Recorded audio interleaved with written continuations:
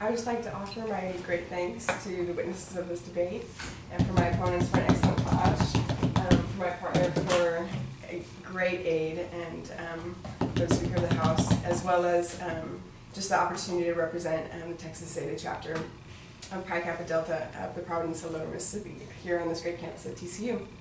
The opposition offered several claims and several contentions that I would just like to run through before I launch my own case. They, in the resolution stated, they said that,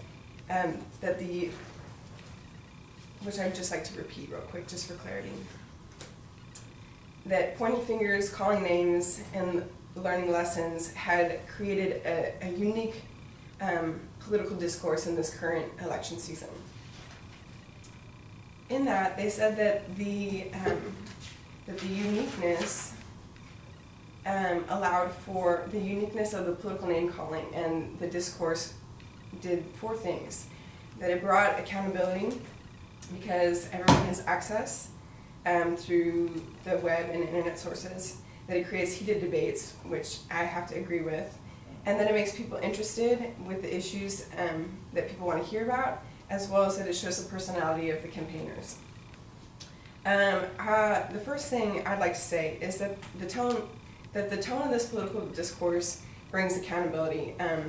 In that, I have to disagree.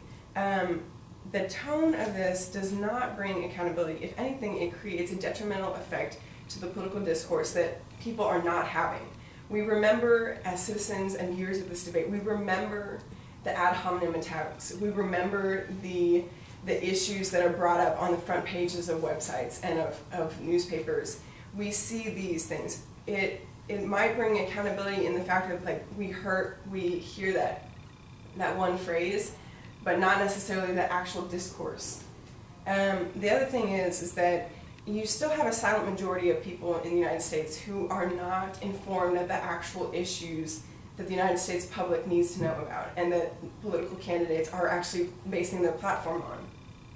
We hear about issues of hair fixing and of scandals regarding sexual affairs based on candidates and other issues like that, but not necessarily what they're running for.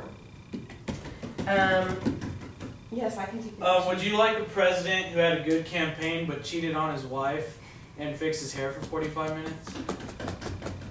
Personally, I don't know if that's my place to make a regard, but I would just like to go back to the resolution in which it states that this has uniquely shaped, that the political discourse this season has uniquely shaped political discourse in the country in a positive way.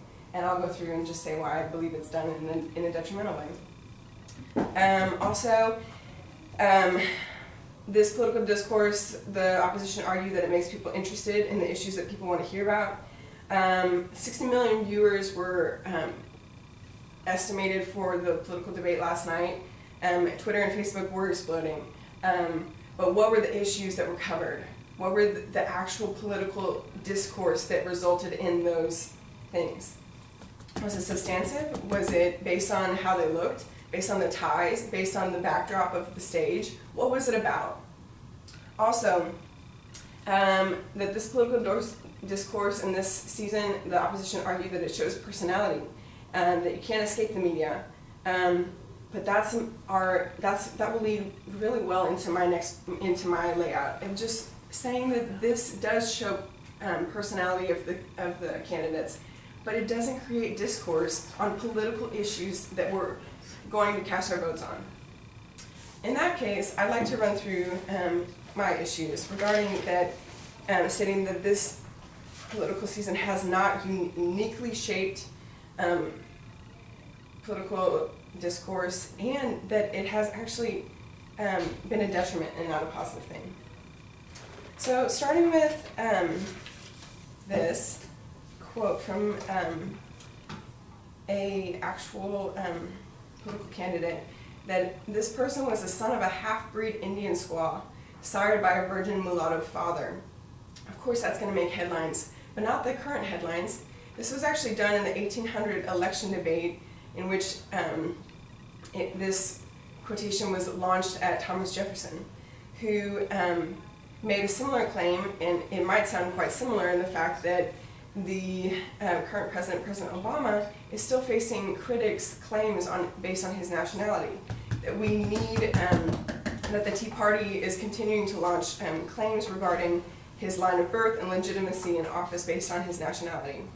This campaign season has been ugly in the fact that we see ad hominem attacks, we see mudslinging in the furthest regard, but it's hardly new.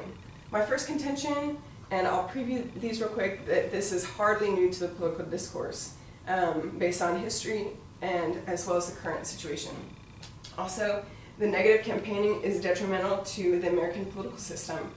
And thirdly, that more information and technology does not equal uniqueness. My first main point is looking at the 1800 election of this country, in that you see ad hominem attacks in full force. This is one of the greatest examples of mudslinging that our country has seen. It was based on a bipartisan, highly contested bipartisan system in which both parties had, in their opinion, everything to gain and everything to lose. They needed, in their mind, to win, and in this, this resulted in virulent and volatile attacks on the campaigners. Also, the election in 1828, in which Jackson was campaigning again, there's a very famous coffin handbill that was put out that attacked Jackson regarding his legitimacy in office and what his military prowess had been regarding actual deaths. In this, there's actually another quotation. Yes, I can take your question. Would that single poster of Jackson quantify to the level of political attack ads that we're seeing today? In that, I guess I'll have to revert to my last point, and I can address that in my last point. Also, in finishing this off, the LBJ Jackson, the LBJ Daisy ad, in which it stipulated basically that if Barry Goldwater were to be elected, a nuclear holocaust would be brought on, in the very famous video clip where a little girl is eating ice cream innocently, and then you see a bomb exploding. Can be compared to the 2008 example of Mitt Romney's discourse on eliminating the Muslim Caliphate, in which he titled it "The Axis of Evil Needed to Be Demolished."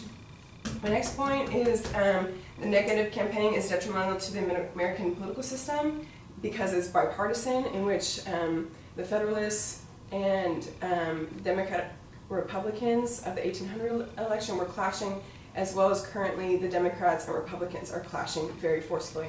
Also, the negative discourse creates ad hominem attacks, which are not actually based on political theory or based on the quality and the goodness of their arguments, but based simply on the man and not the value of the policy. Thank you.